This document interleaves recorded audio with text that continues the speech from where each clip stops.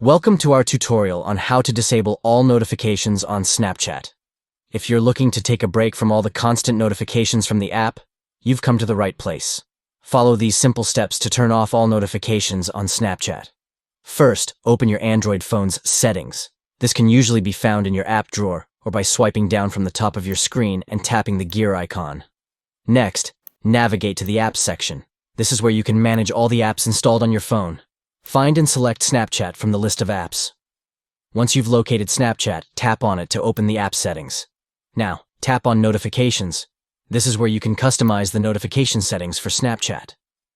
Finally, to disable all notifications on Snapchat, all you have to do is turn off the toggle for Show Notifications. Simply slide the toggle to the off position, and you're all set. And that's it. You have successfully disabled all notifications on Snapchat. Now you can enjoy some peace and quiet, without being constantly bombarded by notifications from the app. Remember, if you ever want to re-enable notifications, you can always come back to these settings and turn them back on. Thanks for watching, and we hope this tutorial was helpful. Don't forget to like and subscribe for more tech tips and tutorials. See you next time.